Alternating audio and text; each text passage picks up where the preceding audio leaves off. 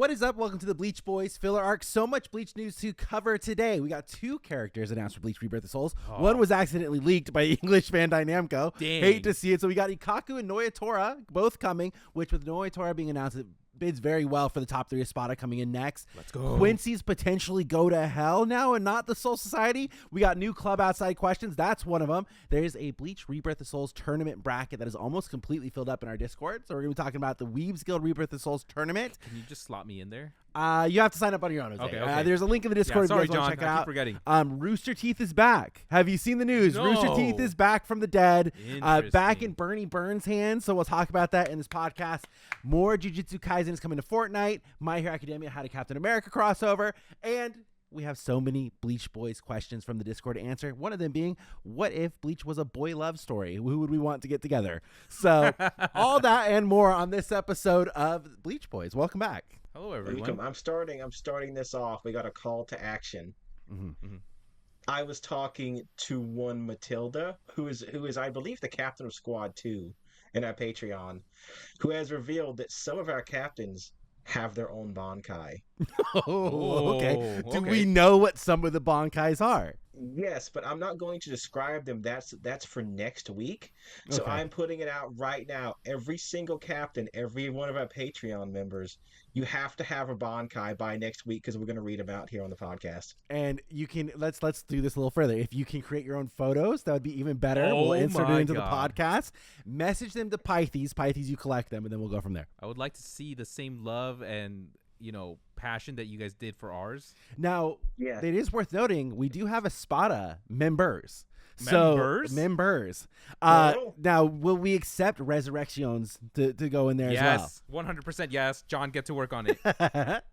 Oh, my God. Okay, well, I thought it was only John. Who's the other one? It is Rolando. Rolando is another Spada member that we have. Ooh, Yes. Spada number 2.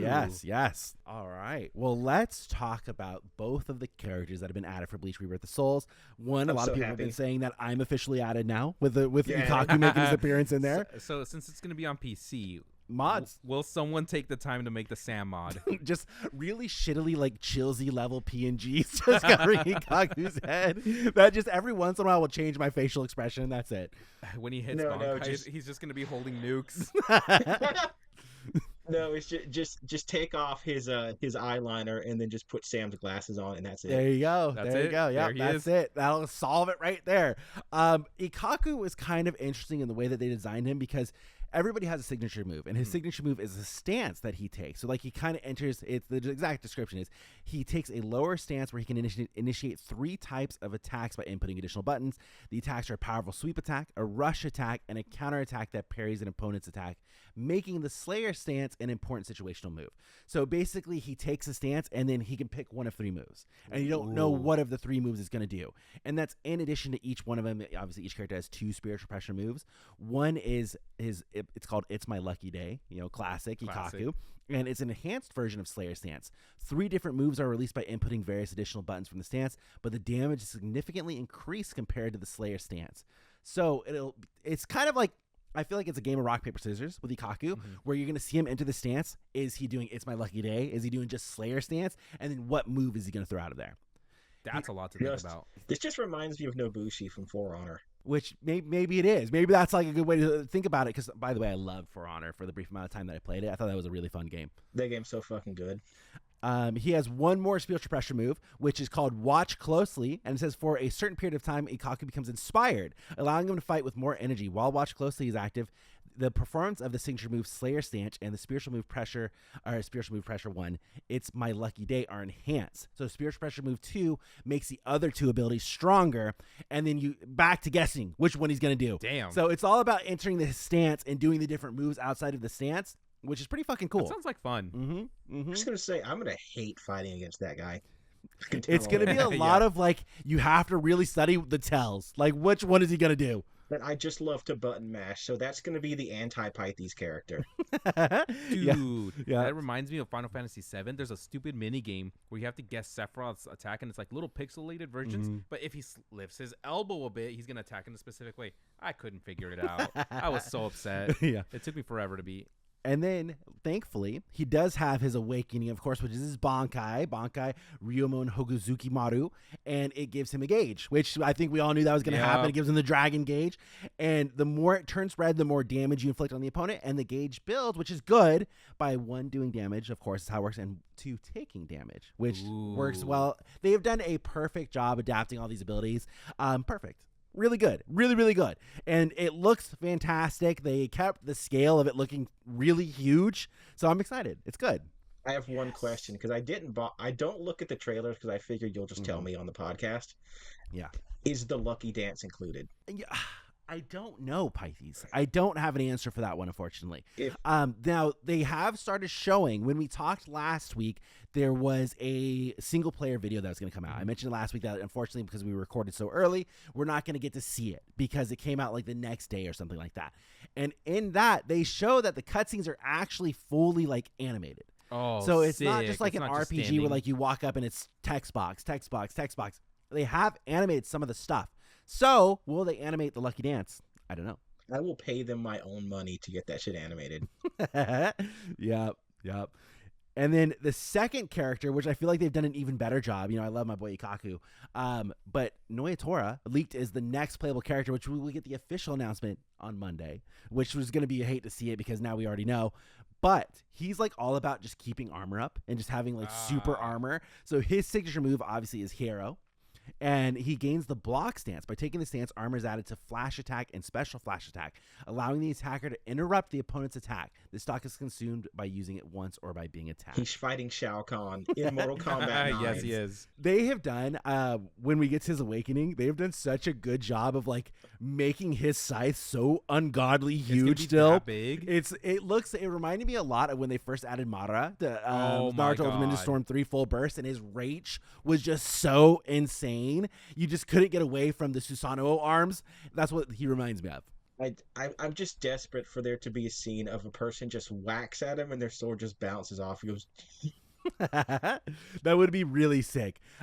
His spiritual pressure move 1 is Guillotina, a move that uses a scythe that slams down with great force. It will change into the unblockable attack by holding down the input. So you can charge it for a little bit extra and it becomes unblockable. Damn. Mm-hmm. His second move is Don't Run Away in Fear Now, and it says it attacks by kicking up with the right foot, and when the attack lands the opponent, Nnoitora will slash with his scythe and activate a Sero as a follow-up attack. This move is unblockable and will cause a large amount of damage, but the attack's reach is short, obviously because he's kicking with his foot. But still, holy shit. Yeah. It's going to be, I feel like Nnoitora is going to be a character where you just bully somebody. Yeah. You're just like on top of them constantly, and you're just disrespecting the fucking unblockable attack, kick him, Sero him. It's like it's going to be nonstop. Is he the answer to like the Byakuya spammers? Yeah. Probably. Yeah. Which if they keep Byakuya true to form, right, he has that safe zone where he doesn't want you to be really close to him. So really you play Nnoitora, you just go right up into his there and kick and him. you jump him. I'm ready for that match. So his awakening, of course, is Santa Teresa, and Nnoitora's abilities will not change significantly, but will increase the power that will make reversals more likely to succeed. So more of the same. He's not going to be anything crazy that's going to be added to it, but he just becomes more powerful and more counters. He's going to look like a baller. Yeah. He seems like he's going to be really fun to play. Meanwhile, like Ikkaku seems like, it's probably a bit too big brain for myself to be completely honest. Like you're going to be a combat master with Ikkaku. Nnoitora is get up really close to somebody and just beat the fuck out of them. Like I guess just counterpoint, Ikkaku is not a Pythes character. Nnoitora sounds right up my alley. Yeah. Right? Run in and smash. It is true. Big weapon, bonk him. That's Pythes. There you go. Monster Hunter, it's right up the alley. I was playing Monster Hunter the other day with my fucking hammer. Isn't Monster Hunter the new one coming out really soon? When is that coming out? It's coming out this month, and it's going to take all my money, and oh my god, I'm so excited. Okay, good. It's the Wilds, right? Wilds. I get to hit them with my hammer soon. So we only have, I think with these two now, we're down to 5 characters remaining. If you take, I think 4, if you count for Nnoitora. If we take the top 3 Espada out, we're still missing Yami, we're still missing Yumichika, we're still missing Momo, we're still missing Hanataro, we're still missing a lot of characters. And here's my question to you guys. Does Orihime deserve a spot as a playable character? Ooh. I was talking about this one with the Discord boys. A lot of them were saying fuck Orihime. Like, she doesn't do anything combat-wise except for the very, very beginning. Yeah. And when she has her first showing in the Soul Society Rescue arc, remember she shoots her attack thing and he instantly gets busted. Yeah, he like breaks his wing. Yeah, or he's something, mad right? at her. Like, you stupid idiot. You got to attack with, like, conviction. And then he fucks And then, off. let's see, Yep, and then never comes back. Then it gets fixed, and then she breaks it against Yami. And then does she ever attack anything again after the Aranka arc? I like Orihime. I think, Thousand Year Blood War has given me a new appreciation for her. I'm just like, do I really want to fight as her? Not really. I do. Real? You I do? I think she should get a slot. You think she's gonna get a slot? I or think should? it would be criminal if this is the game that is adapting the first big arc, and the only person out of Ichigo's game that we don't get playable is Orihime. That's criminal. Okay, so what is her fighting style? Is it like ranged attacks and big shields? I think ranged attacks. I'm thinking something like a Detour from Naruto's Ninja Yeah, Storm, I think where she'll she can throw constantly stuff. shoot stuff out at you, but then she also, like, if you get closer, she's able to, like, kind of jump back and throw up shields and counter you back. I and, feel like her shield will push you Yeah. back. yeah. Like kind of like a big push, and Well, then she can combo with. I the don't remember what Jinchuriki this is. Maybe you know, Jose. You have a better memory than me. Who was the bubble blowing Jinchuriki? Was it the one tail? No, that's Gaara. No, one tail was the Gara. Yeah. Okay, yeah, The right. I bubble should've known guy, that. Who, I think there's he's the... Isn't he It's the snail? It's like the Yeah, slug, he's the isn't slug guy. it? Yeah. all right. Well, the bubble blowing Jinchuriki, which I'm pretty sure had his own anime only arc, by the way. Didn't he have like a filler Yeah, arc he that had he a was a filler part arc. of? He was a playable character in multiple Naruto Ultimate Ninja Storm games, and he blew bubbles. But part of his thing also is like when you get close, he kind of starts floating backwards while he's attacking. I can see that being Orihime. Oh yeah. I can see that where she kind of like is also jumping back and attacking at the same time and blocking with the shields. She can be some sort of a hybrid. I don't know how you adapt any sort of a healing ability into the game, so maybe that would just be reason for not adding her there. Maybe But instead of like a charge, she heals. I think she should be in the game. Like, what would be her awakening though? She doesn't have one. Yeah, she wouldn't have one. She changes outfits. Yeah, like that's really about it. So maybe that just by default she's out. Her awakening could just be a full bar heal. Like maybe her thing is like Okay, Okay. her attacks don't do a whole lot of damage, but she's really hard to kill. I like that idea. I'm looking at the picture of the bubble guy. He is the six tail. Okay, There you we go. Six. Six tails. Six-tailed slug. We've solved it. Shout outs to Google. So let's all take a bet. Top 3 Espada. We all agree they're gonna add a top 3 Espada, right? Oh, Like, they have that's to have that's hands down gonna happen. Not only do we need more bad guys to round out the roster, they're 3 of the most popular characters. Let's be real. Now let's pretend in a world that there's only one slot that could be filled after this, right? That's the only thing that's gonna be added. They have already revealed that White should be playable because we've seen White as a model. Now that could mean it's just part of the story. We don't know. That could be really fun because he would have a different style of fighting. Yeah, so a lot of people are wanting White. A lot of people are wanting Dangai Ichigo, which would go into Mugetsu Ichigo, of course. Then the ones that I previously mentioned. Money on the table. Who do you think they're going to add after the top 3 Espada? I don't think we go any Espada that's lower than Grimjaw. I don't think anybody gives a shit about them. No, I don't think they'll care about Don Panini or I am anything just like that. so shocked, though, that we have not gotten Yami. Like, Yami was so relevant to the early level stuff. It's crazy. It depends on if they, like, how do they do his awakened form? There was a game where Yami, you had to fight him, and he just went to, like, the side of the screen because he was so big, so you, like, basically fought at his jaw level up on the sand. They could, did you ever play in Marvel vs. Capcom 3? They could do it like you could fight him like you fought Galactus. Yeah, Where so, it's like something like that. his arm and stuff. You basically become a boss battle, you know? Yeah, that would be Mhm. cool. Or you do it like you do like Bowser's Final Smash, where he's behind the stage and you got to aim the punch. Yeah. And it's like, it's really slow, and slow is hard to hit, but it does a shit ton of damage. Now, do you think there's a chance in hell they add any kind of filler characters? The only one I can see them adding, like, super realistically is Senna.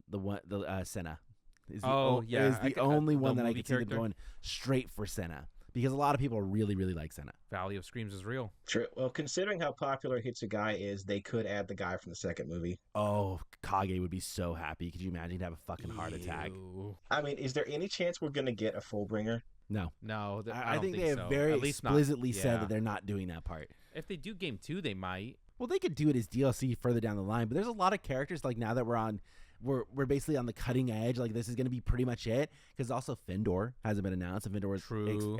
extravagantly popular.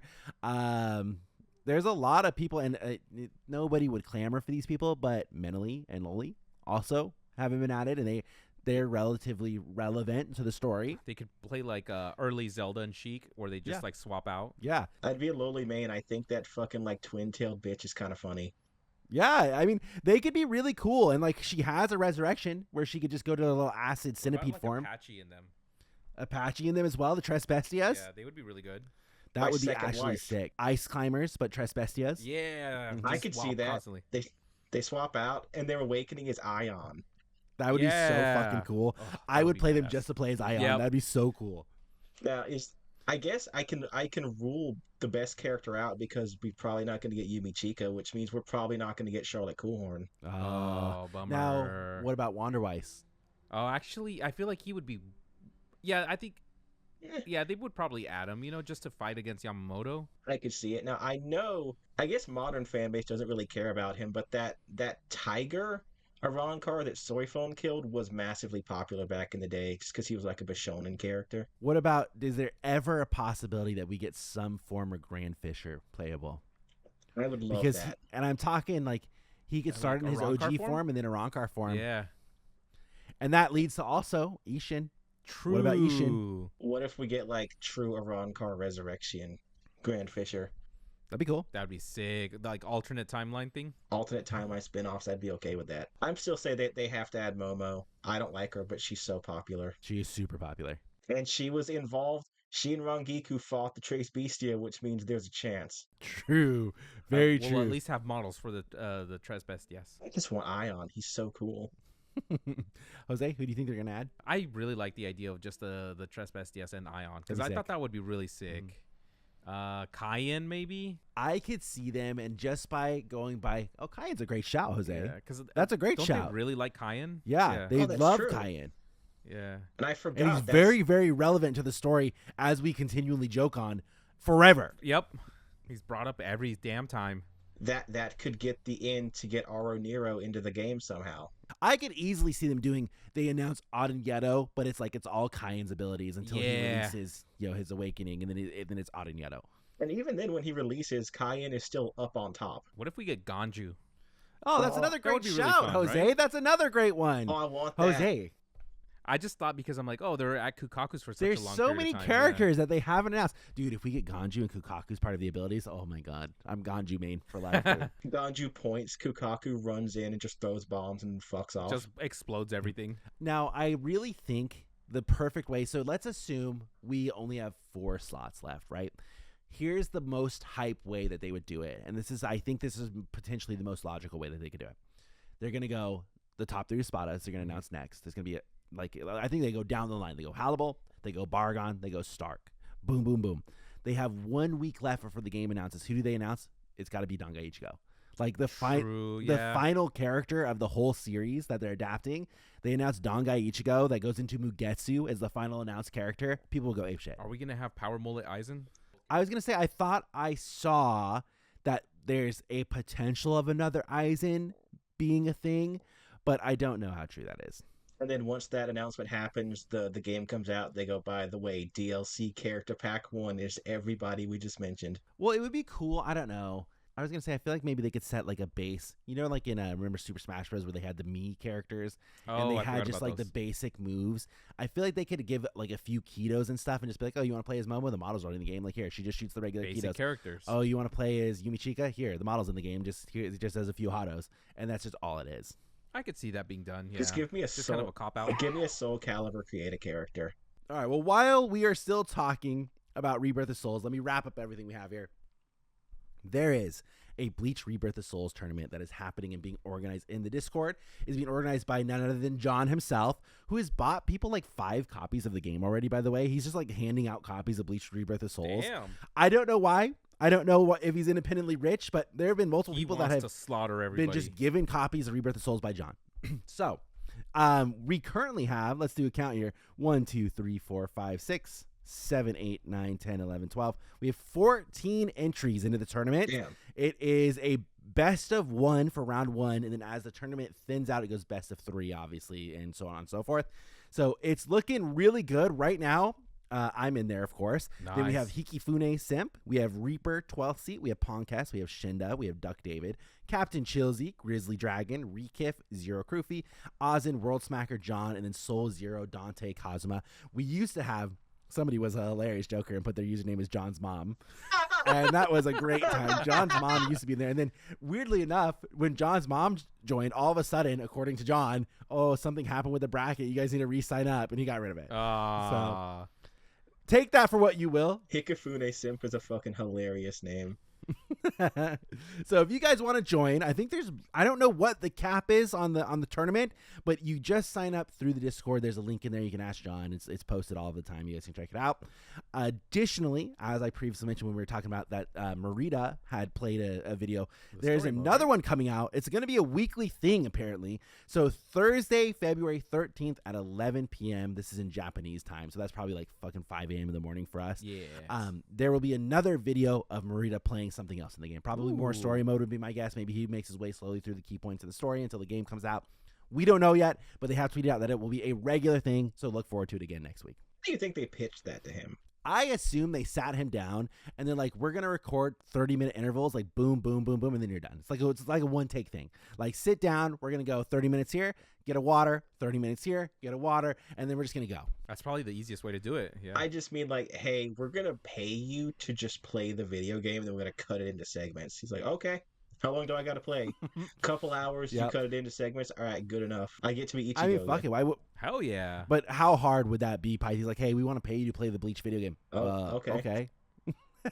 It's like, like, I would love to. tell I me mean, when what? and where, and I'll be there, I guess. And I'm just going to play as myself? Oh, all right, sure. Well, is Ikkaku even in the game yet, Sam? Can you play as yourself? I don't think he's in the version that he is playing. That's upsetting. So a lot of the stuff when they're showing new trailers, you can tell the graphics are looking really good compared to 'cause the they're starting old to get school ones updated. because it's starting to become like, the game's pretty much good to go. Like from the people I know that worked in the industry basically said games look like garbage until like right before they release. Yeah, because they're actively working on it, like all the way up till then. It's not like a record where it's like, oh, it's gone gold and then it's done. Like it's like here we go, and then no, like they're actively, and that's why we get day one patches. Yeah, day one patches, all the like updates and stuff coming in constantly. They're like, hey, it's 3 gigabytes of updates. I'm like, I just bought the game. Oh, speaking of, I tried to update my Fortnite today, which by the way I don't have enough space for apparently because Fortnite's like so fucking big now, like 100 gigs or something like that. Jesus. What the fuck? So I gotta clear some space because round 2 of Jujutsu Kaisen skins came out today. Oh, what's gonna be in there? They have Sukuna,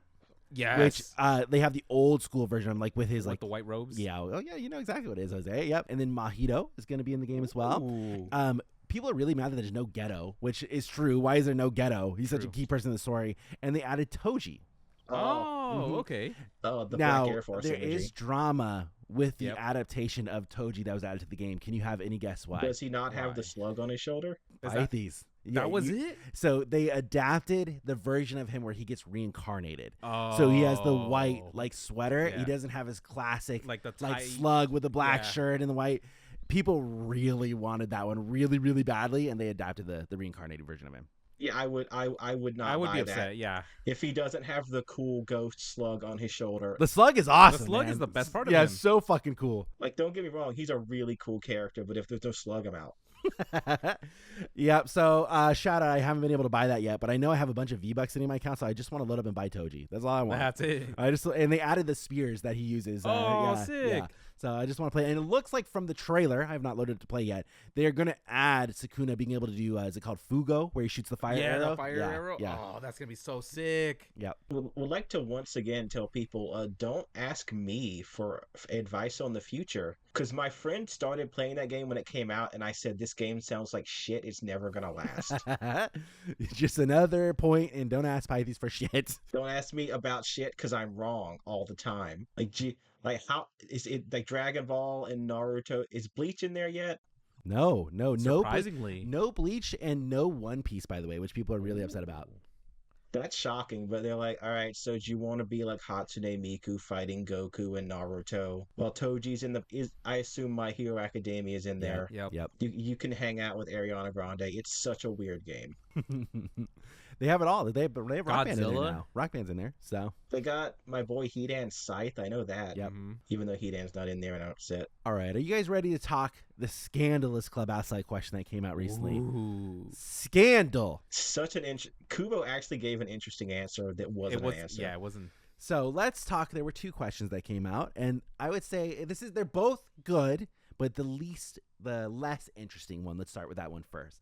So the question was, due to the Hogyoku, Aizen evolved into things like a butterfly and a skull-like monster, claiming that he surpassed Hollow and Shinigami, and he had become transcendent, while also saying that Ichigo had temporarily broken the barrier between Shinigami and Hollow and had become transcendent. In other words, does that mean that the form Aizen had taken as a result of holification? Kubo actually answered, which is crazy that he would pick this one. He said the transcendent status that Aizen is referring to is that of surpassing the boundary of the soul. So Ichigo and Aizen both underwent different forms of transcendence. So, I mean, Okay. it just not very interesting. It's cool that he gave an answer to it, but basically that is saying you can transcend in more way than one. Like, two people transcending something, it doesn't mean it's exactly the same. I can sum that up easier. Hey, can they both transcend? Yep. But the question was specifically like, oh, did like Aizen go through all those weird transformations and not Ichigo because of his holification? And he was like, it's different. It's like, I do like the way he goes. like, cool. Yeah, super nonchalant. Kubo's just gonna let you do the thinking. Don't worry about it. They both transcended just a different ways. Yeah. Do you think that at this point Kubo regrets Klub Outside? He's like, shit, I actually have to give answers sometimes. So great segue, Pythes, that we didn't practice beforehand, because the picture behind me is actually from Klub Outside, one of the new illustrations, because they just renewed Klub Outside for the 5th year. So it was supposed to only be a 1-year special thing for Klub Outside, 5 years? and now it is 5 years going. So That's right. And I don't think you're he a regrets member, it. right? I am a member, as a matter of. Oh, Jose, great segue.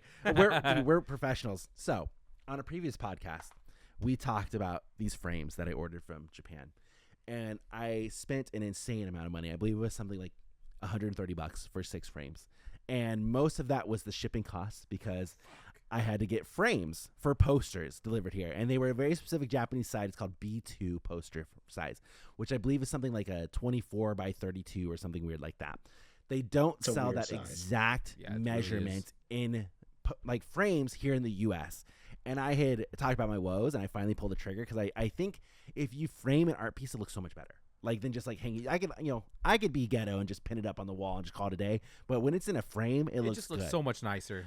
So I bit the bullet. I ordered these things. When I brought it up, Pythe's like, well, why didn't you just get one that's slightly bigger and get fucking frame fillers? I had looked into that. I wanted the B2 size frames. Now I got them. I do have a complaint with the shipping method, by the way, because the frames that I bought, which are very cool, the frames, they pop off of each other, like the borders of the frame. So it pops off, and then that's how you slide the poster in. So all of the pieces disconnect from each other. Why could I not get them shipped to me disconnected? So they shipped them whole? Yeah, as the frame was fully built. Now, I understand you got to do it for like the plastic portion, but it's plastic. Like, surely there's some form where like they can finagle that plastic in there. Anyways, I got them. It looks really good. I brought 2 of them down here so I could show them off on the podcast and show you how good they came out. These are all Klub Outside prints, by the way. I've not seen this, by the way. So here's the first vertical one. I will show. Live reaction. Oh. So look how nice this looks. That looks for the so camera. clean. Looks beautiful. They have hanging things on the side. Looks really good, and it's just a little plastic. That's all. Just a little plastic, but it fits. I thought it was going to perfectly. be way smaller. No, it's huge, isn't it? Huge. Here's the second one. So here's Jose. Oh, I love that. Oh, that one's the coolest one. That's so sick. So, and look at the frame. It makes it look so much better. Like, look the black border around it. It does not. It looks like It it'd be in a looks museum. so nice. Yes. Yeah. So, it took me probably. I'm gonna just unabashedly say it took me probably an hour to get them perfectly into those frames, because I'm a stickler when it comes to that. So like I sat there fucking with that poster frame for a long time, just like making sure all the corners are perfectly in there, making sure they're perfectly lined up, making sure that the frame isn't showing any gaps in between the frame.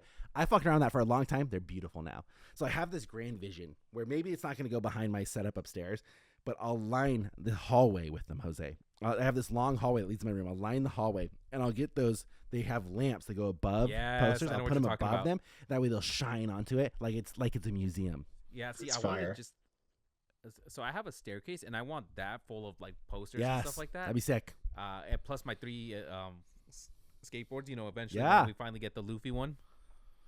But dude, yeah, I see the vision, Sam, and I love it. Yep. You should put little text cards underneath like it's a museum. True, Jose. Oh, I like like Klub that. Outside Spring Collection #1 or something Yes. like that. Yeah. Make sure they're metal plates. Yeah, that has to be done. That would be cool. That would get them engraved. Yeah. Now, Sam, if it took you that long to get them into the frames, I'm just gonna ask, how long do you expect to take before you get them perfectly straight on the wall?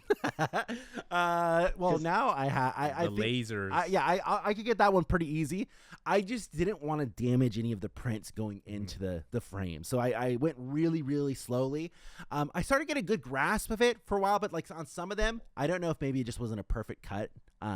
When I received them, some of them just seemed like it gave up a little bit extra on top, and I was like, "Oh, did I mess it up?" Then I take it out, and I'm like, "Nope, that's correct. This is just weirdly like half a centimeter longer than all the rest of the ones that I had." I'm just picturing Sam like with a ruler and a level, just like it is one Yeah. 1,000th of an inch tilting to the left. Fuck this. You're giving me more credit because it's really like I was an ape with rocks trying to put this thing in there. I'm like, come on, like what's wrong with it? I was just getting frustrated, but The only thing he'd have to worry about, Pythes, is if the roof isn't level.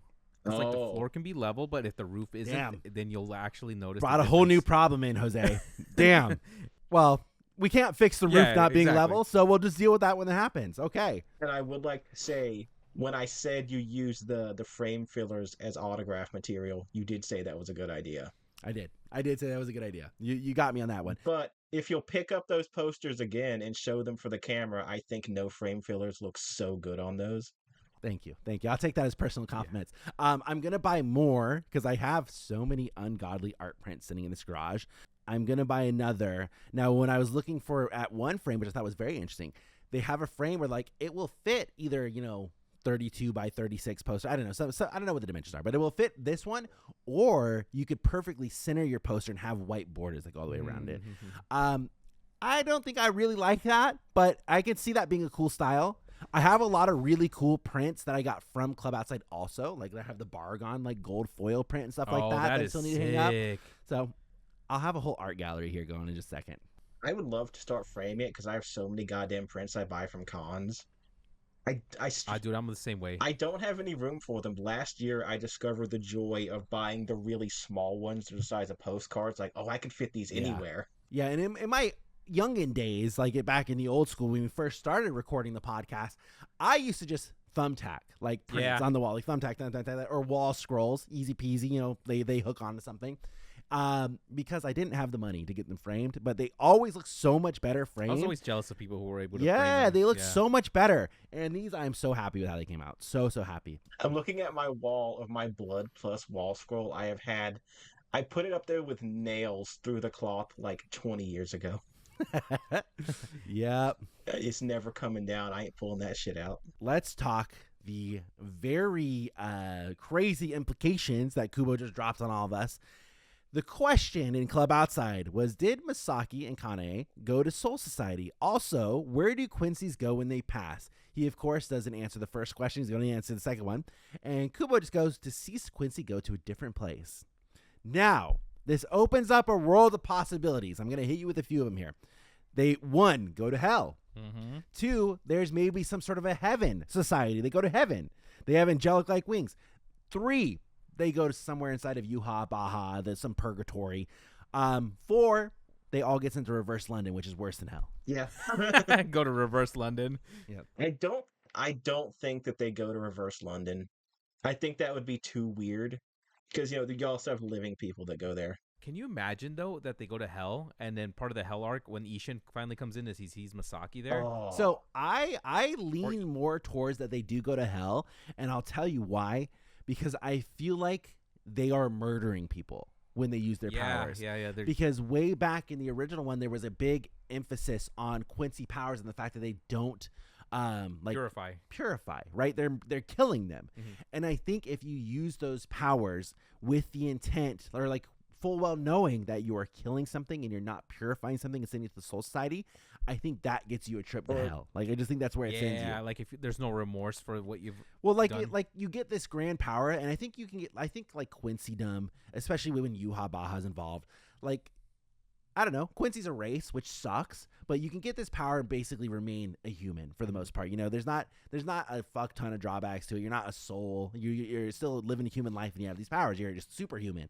And now you're murdering a whole bunch of people, and you were given this power, and yeah, it's awesome, but then you're going around murdering everybody. So, you know, you're a murderer. So I think you go to hell. Now, I did see somebody comment, and I think this is a great point, and I think this lines up perfectly with the canon, is let's say they do go to hell, or they go to somewhere that's worse than hell. And maybe they remain in like a shitty purgatory somewhere where they're just never happy. They're stuck there forever. Shit sucks. That's a great reason that could go towards Yuha Baha wanting to change things so badly. Ooh, Again, give him more incentive. Mhm. Okay. It lines up with him wanting to, like, being so affronted by the Soul King, where like, I'm your child and I'm a Quincy, and we go to hell, or, you know, we go to purgatory, like a place worse than hell. Like, fuck you. And like, that's something that he was talking about all the time in Thousand Blower Core 3. Dude, now with all the extra scenes being added to Core 4, what if they start doing some lore dump about hell and shit like that? They could. That'd be great. Maybe That'd be really Kubo cool. didn't specifically say the other place because they're going to reveal it in Core 4. The Quincies don't kill Hollows. From my understanding, it's when they kill the Hollows, they just erase them from existence. Like, they're just gone forever. Which is like murdering them, but like, they don't even get to go to heaven or hell. They're just gone. which I feel like is worse, right? Which is why I think they get probably punished, get That's sent a to, horrible existence. Like, that was like the thing the ancient Egyptians feared the most, which is cessation of existence. I don't think they go to hell. I don't think there's going to be another Soul Society. So maybe it's some weird bullshit out there, just in the void. Do they go to the void? Maybe. Do they go to the Shadow Realm? Yep, they go straight to the Shadow Realm. That's why I'm almost thinking, like, what if the Quincies somehow do, like, in this long roundabout, go to like almost like a heavenly like place where they are at peace or something like that, you know? And I could see that also being like the ultimate, you know, the Soul King is always right, such a cool guy, where the Soul King did have it set up so the Quincies were taken care of in the afterlife, and Yuha Baha just refused to go there. You know, he's just like this king that was like, I'm going to be forever resurrected, I'm going to take over everything. But like, he doesn't realize that the Quincies, like, he's got a sweet gig for them up there, and he just doesn't know. That'd be interesting. Haha, joke's on you. I don't like the idea of it just being a heaven, because like the afterlife is Soul Society. We always talk about how much we loved the welcoming committee of, hey, your religion is wrong. So I think I'm more warming up to the idea of, what if they do just go to hell? I think with all things considered, that makes the most sense. Just the only thing, and I don't mean this as like, oh, that sucks, I don't want to see it. I just think that sucks, because then we're going to get more Quincy in the hell arc. So it's going to be like Quincy, then Quincy again. But I think that's going to be fine, because now the Quincies are going to be like this kind of a supporting cast that goes against the, you know, the wardens of hell. That would be really sick. It would also give, I guess, to go further on the Yuha thing, it would make his reason for revolting seem a bit better, because if you're just mad at the Soul King for like, how come you let us be killed by like the Soul Reapers? Well, Soul King lets a lot of bad stuff happen. Why is it just the Quincies you care about? But if they're like, and also we go to hell, I'd be super pissy and want to take over God too. Well, yeah, and that could be a great balancing point as well, where it's like Yuha Baha could be seen as this nice guy where he's like, I understand you having to balance the realms, and the strong Soul Reapers gets into hell and the strong Quincies gets into hell.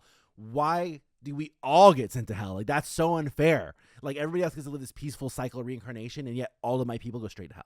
And like, what? That's why very does true. Uryu's mom go to hell? She seemed nice, and she doesn't have enough power to be affecting anything. You know, it's like, oh no, we have to send Uryu's mother to hell to fix the balance. Like, no.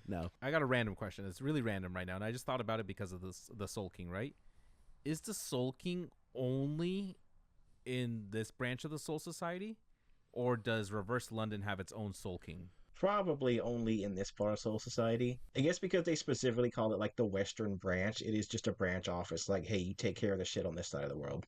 Okay, but still, like, I assume the Soul King is still the end all it's be still all. end all be all. Okay, cool. I was just curious. I'm like, I wonder if there's another one then. I guess that kind of draws a light onto like Mayuri he had to engineer a Quincy's death to make sure he could get him to Soul Society for his crazy experiments, because otherwise they just don't go there. True. Oh yeah, true. very true. It's funny. It's maybe like Mayuri saw like Soken about to die, and Mayuri hauled ass over there really quick. It was like, He's like, hold on, wait, hold on. wait, like let me keep this one, and like ran off to the Soul Society. Let me document everything. They document everything. I need to do some Mangala-esque bullshit. The only Yep. way that he could get Soken to the Soul Society is he had to cut him up into pieces and bring him in individually over there. That's No. that's why he had to do what he did to Uryu's grandpa. It was for the scientific good. Yeah, so for science, guys. For science. Do not justify my Yuri. I don't stand by that shit. He's a really cool character, but I cannot forgive him. By the way, I have made a modification. My Zanpakuto spirit is not a lawyer. My Zanpakuto spirit is a guy hovering behind me telling me that I should not pay taxes. He's just influencing me to do bad things. It's like you got a little devil on your shoulder. Mhm. And I've decided my Shikai is exactly like my Bankai, but my Bankai is I just have plausible deniability. There you go. So they're like, hey, isn't that Excalibur from Fate? No. No. You I have don't know the what you're talking arguing about. abilities of a toddler. Yeah, nuh-uh. It is literally like I have a 10% chance to say no and someone to be like, you know what, you're right. They just refuse to argue. They're like, you know what? Sure. They're like, shit, you know, Pythes, you're onto something. You definitely invented the sword from Berserk. Speaking of having the abilities to argue like a toddler, let's take this moment to thank our captains in the Patreon really quick. Quick shout out to everybody who supported us on Patreon. We do appreciate you guys. There's been a lot of hit pieces thrown into Discord this week that maybe we won't have time to touch on, but let's run down the list and thank them all. Starting at number 1, PV, thank you, Matilda, Rizix, Veronica Bermudez, Pickle Rick, Sarah Berry, Aether Paradox, Head Captain and Bount Chilsey, also Chad Zabuelo, Braxton, Diego Ace, Rustin Pierce, Tribble Rule, also Chilsey, and Cone, because he's a damn good role model. And then we have only one Espada. John has disappeared for some reason. So if you guys haven't been keeping up with the drama in the Discord, this is talking to Jose and Pythes and whoever else cares, John had his Discord hacked. John lost his access to the original Discord. Full on gone. He doesn't have access to it anymore. So now he's in Discord under a new account. Still says John. You wouldn't even know anything happened. But if you scroll up enough in the chat, there will be this username that's like a bunch of numbers. That's John's old account. And it got obliterated. Like, he doesn't know what happened. He was typing. All of a sudden, he got booted out of Discord. Username was changed. Gone. Oh, is that That's the one that kept insane. leaving all those fucked up links? No, that was somebody else. Yeah, we had a Yeah. spam bot also join in Discord that was like, hey, get $15 for free here. And like trying to get people to click on some weird ass Steam community link. So we only have one Espada, and it's not John. It is Rolando A. Ramirez, which is a beautiful name for an Espada. So Are they now number 1?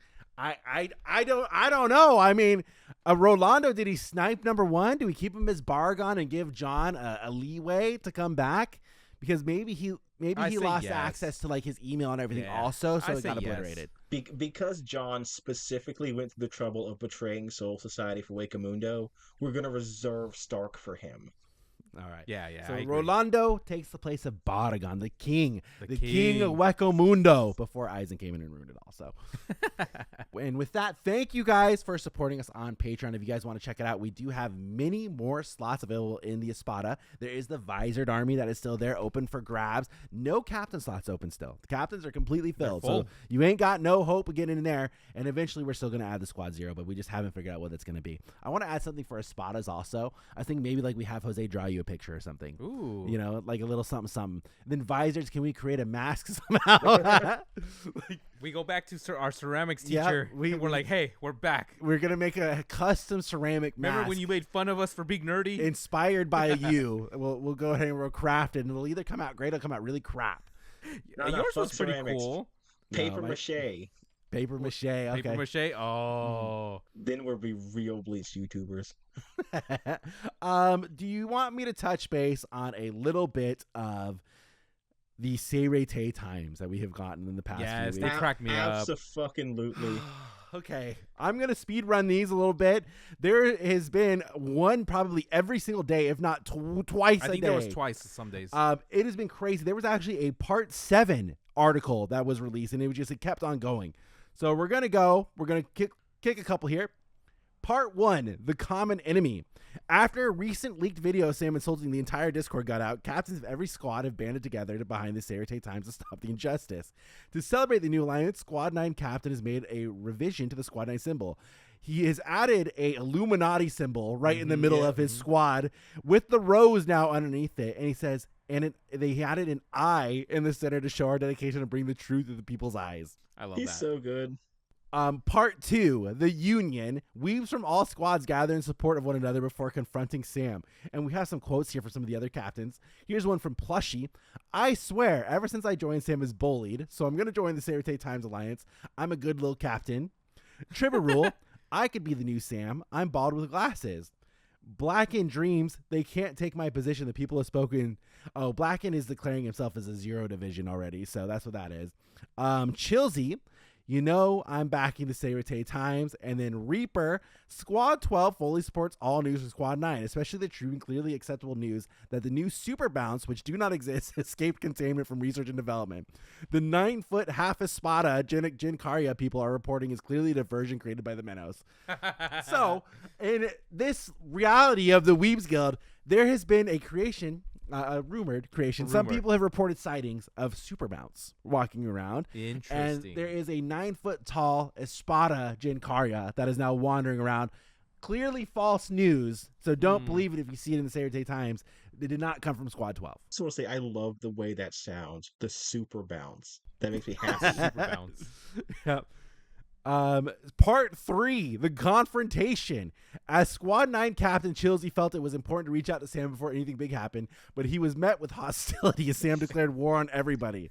And it says, Chilsey goes, Weebs Guild, I may have actually started a revolutionary plot against you. And I said, wow, you suck. I'll declare war on everybody. That's apparently what I love the wrote. picture too. And then it says, Squad 2 scouts, Scott and Sam, in Chicago. He started a loan shark pyramid scheme to raise money for the war. Squad 2 Captain Matilda was more than happy to contribute to the effort. So Squad 2 Captain, either did he contribute? I assume he contributed the scouts to watch me. So he did not contribute to my pyramid scheme. No, just and the there's scouts. a picture of me and Jose. We're both holding baseball bats, and I have hit the SpongeBob fish that says my leg on there. So I really fucked him up there. That's right. Now, this is going to be a shocker for everybody here. Part 4. Pythes defects. Oh shit, what happened?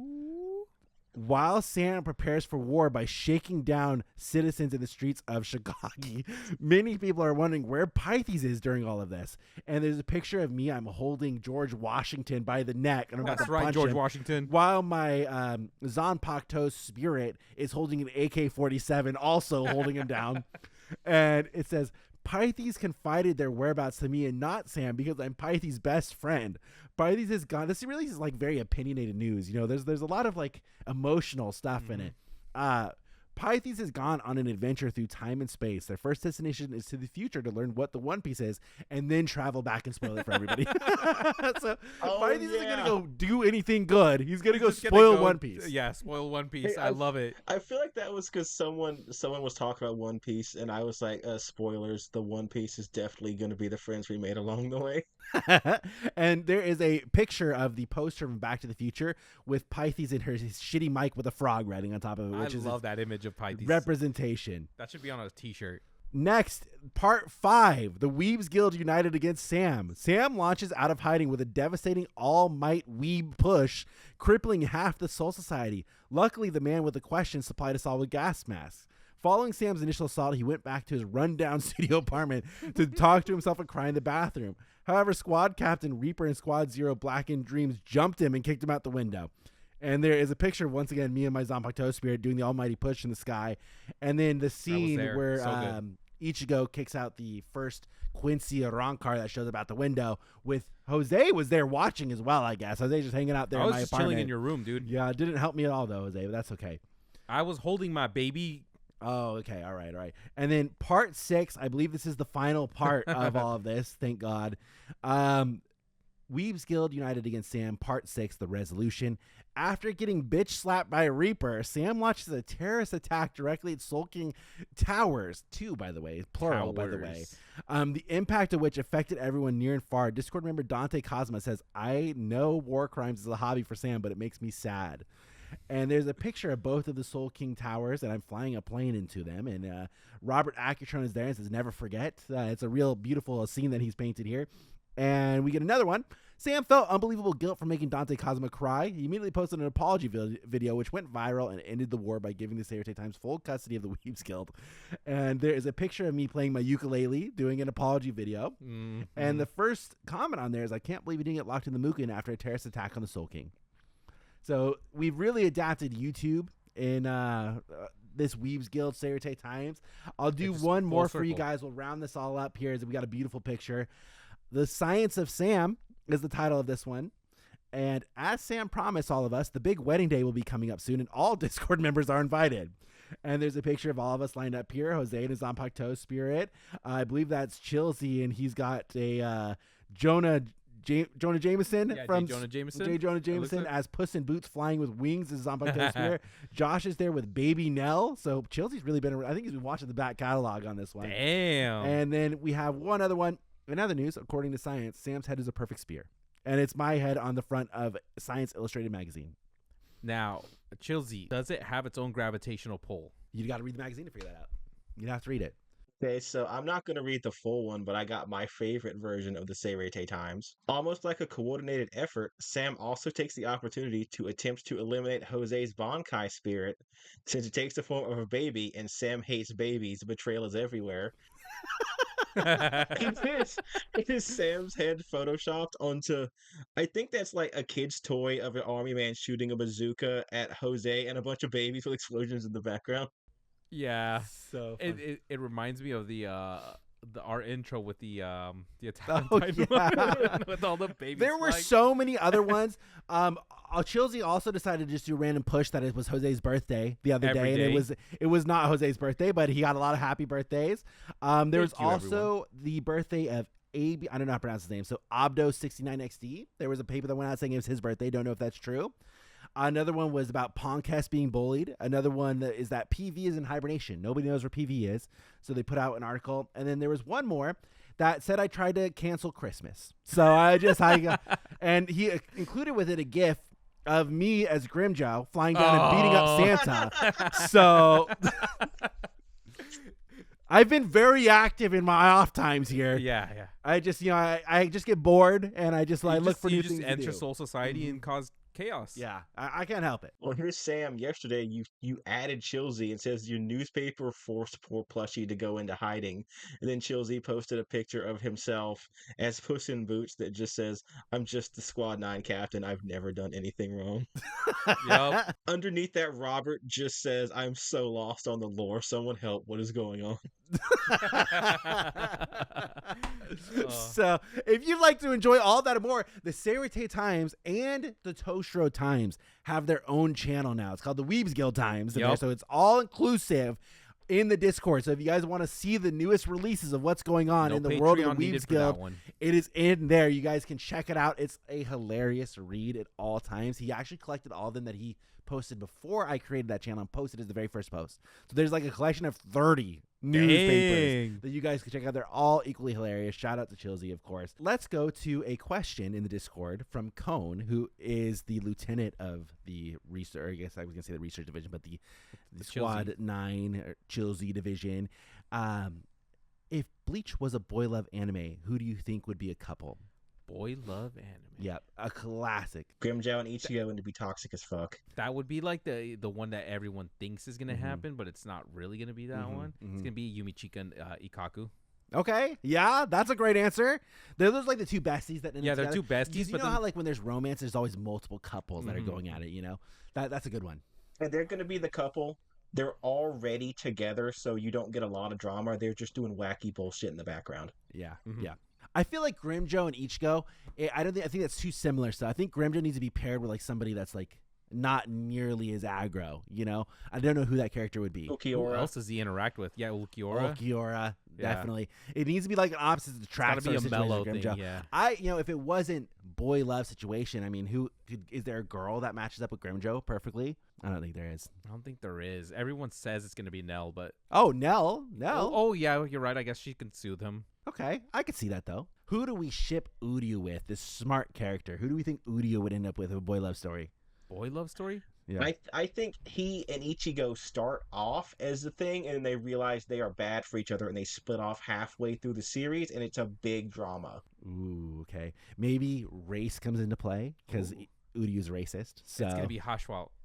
ooh, Hashwalt is the pretty boy. Yeah, I feel like Hashwalt has to end up with Basby though. Oh, you're right. Yeah, they have That's to. the Yeah, childhood yeah. friend story where they end up together. Uryu They have can't- to. Uryu's not good at making friends. So it's either gonna be Renji. Oh, I can see him being with Renji. Okay, I can see that. I can see that. Ah. They had a lot of fights together. I You know can what? see that. It's gonna be Ichigo and Chad.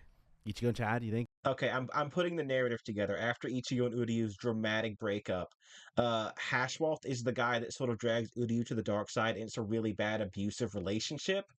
Uryu then breaks it off once he finds his courage, and Hashwalt gets with Basby, and then Ichigo rebounds and finally finds the one, his true love, which is Chad, who's been there all along. Perfect series. Chad could Beautiful. hold him in his arms easily. He princess carries Ichigo everywhere. And in the background, there's just like a sub story that's like, by the way, Aizen and Urahara. Oh yeah, totally. So does Ichigo call him Poppy? He calls him Poppy. Okay. All right. Holy hell.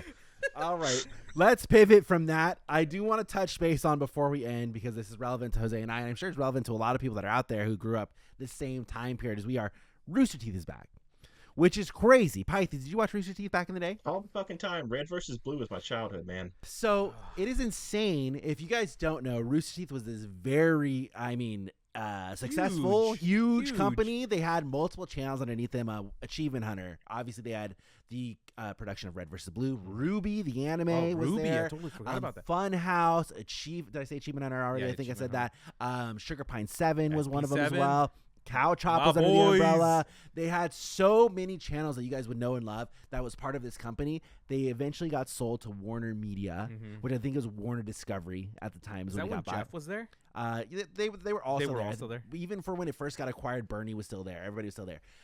They sold the creative control over. Obviously, the grand vision was that they would have more money to do cooler things. That's when they made like movies like Laser Team and stuff like that, which is really cool. Eventually, it started going downhill. They started cutting costs. They've pivoted more doing mostly podcasts. Company went under. Warner Media basically sold off any parts of it that had any Just value. like Defy. Yeah, which is basically they sold Ruby to Viz Media, which is Media. cool. That's a great home for it. They gave, I don't know if they gave or if they had to buy the rights. A lot of the podcasts that were started at the tail end, they retained the rights as they were leaving. I didn't think they retained them, but I think they were able to get them from Warner Discovery. So like Tales of a Stinky Dragon or whatever the fuck that podcast is called, that's now with Critical Role under their new umbrella. I actually watched a couple episodes of Stinky Dragon. It's not bad. Yeah, I really like to see the clips that they did with the puppets. I thought that was really, really cool. I did not know that was Rooster Teeth affiliated at all. I just thought it was its own thing. See, there you go. They had a whole extra network. It was called The Roost, and that was their podcast branch. And they had a lot of podcasts on there, actually. Fuckface was released. Pretty much any of those podcasts were given back. So, out of the blue, Rooster Teeth announced that it is back and is under ownership by Bernie Burns. I love that. Like, I just genuinely love that. It gives me the same feeling as when Smosh came back under Ian and Anthony, and I was just like, you know what? This makes me happy. Heals my, like old teenage heart. Did you realize that it had only been 9 months that they closed? Doesn't it feel like it's been much longer? It feels like it's been a year or two. After Red versus Blue season, whenever they started on Halo Reach, I stopped paying attention to anything Rooster Teeth ever did. Except I watched like 3 seasons of Ruby. So I didn't even know they closed. Okay. So it's not said yet what properties are coming back, if any. Bernie Burns just announced that he has acquired it through his company. He has his own company called Box Canyon that he does. He's acquired the rights for Rooster Teeth, and he did a press release here on February 5th, 2025. I'll read it to you guys. Bernie Burns has officially acquired the beloved entertainment brand. That's this right, milestone Bernie. marks a new chapter for Rooster Teeth as it returns to the hands of the original creator as part of his company, Box Canyon Productions. Under Burns' leadership, the historic brand plans to renew its focus on innovation, community engagement, and the spirit of creativity that first defined its success. And then it talks a little bit about the history here. I'm going to cut over that and we go into a quote from Bernie Burns. I'm excited at the challenge of bringing Rooster Teeth back to its roots. The heart of this brand has always been its fans, and I look forward to writing a new chapter today. As an early pioneer of online video content, Rooster Teeth set the bar for how fan-first entertainment could thrive in the digital age. With Bernie Burns back at the helm, fans can anticipate a renewed dedication to Rooster Teeth's original mission to entertain, inspire, and connect. Along with the acquisition, Box Canyon announced a new development slate of productions for 2025, including renewed production of some of the platform's classic shows, a new original audio adventure titled Again, and an untitled reimagining of Burns' first film, The Schedule. And that is about all we know. I'm excited. That's really interesting, and I love that. Bernie Burns and Ashley Burns, they have been doing a podcast this whole time called Morning Somewhere, the whole time that this has been happening. And they are doing an AMA that they're going to answer questions for this weekend, if you're hearing this podcast, where they're going to have a lot more answers about what exactly they got back, what they're planning to do with Rooster Teeth going forward. They have already pleaded, and not that we have much pull here, but people are not pleaded, but Bernie Burns has asked, do not bother the old staff. Because a lot of the old staff has gone on and have created new things or have become more successful than they were when they worked at Rooster Teeth, and they have their own podcasts that are now their own production company that they have received from Rooster Teeth. He's asked, do not go bother all these old people. Be like, you come back to Rooster Teeth, are you going to go back to Rooster Teeth? Let it die. You know, like the people who are coming back, you will find out that they are coming back. Yeah. I just want to say, considering their start with Red versus Blue, Boxed Canyon Productions is a great name. Oh yeah, That's so so good. Great name. I'm jealous of that. I loved Rooster Teeth growing up. Rooster Teeth to me, we used to watch it all the fucking time. We used to just leave it on in the background sometimes. Rooster Teeth podcast going, Red versus Blue. We never got into Ruby. Achievement Hunter was great for long form content. It was really fun. Jose loved Cow Chop. The fuck out of Cow Chop and Funhouse nonstop. Ruby is only good for 3 seasons. Don't watch any more than that. I think like one of the most interesting things Rooster Teeth ever did was anytime they did behind the scenes, you see the insane detail they put into it. Dude, I love their like bullpen area where they would play together all the time. Oh, so good. It was really cool. Rooster Teeth back in the day was what I had envisioned this channel being like, where it was just, you know, Jeff, Bernie, Matt, Gus, and Joel, like these friends that created all this content together. Yeah. And that is what that sprouted out of, where we wanted to do that, but anime. And like, that's what we wanted the focus to be. And that's what the vision for the channel was. Back when we first started this, that was how I wanted this channel to be. They went their own way and they did some things that are obviously didn't end up very well for them, but it's cool to see that they are back under Bernie. I feel like that's everything is right in the world now. Yeah. I do wish I knew, because I want to know how much he bought the brand Rooster Teeth for from Warner. Dude, I've been curious about that. Because they weren't using it. It's not like Warner was using it for literally anything. So they sold off all the important pieces already. They're already gone. The only thing that I think they were still holding on to is Red versus Blue, that they haven't done anything to, which is a big property, but I think without the voice actors, it's done. Yeah, it's nothing. And they wrapped it up. It's not like they can keep it going. I think I don't know what the running price is. Do you think you bought it for $1 million? I mean, it went under. If it's not $1 million, if it went under, you still have to purchase it. Yeah, though. But it didn't go under as much as Warner closed it because it wasn't making money. They shut the door. They had to get rid of any assets or anything deemable as an asset. What is going on with Warner, by the way? Didn't they cancel a bunch of fucking movies that were done? Yeah. I still want to see that Roadrunner movie. The Wile E. Coyote? The Wile E. Coyote one? Yes. I'm going to go low ball and say $1.5 million.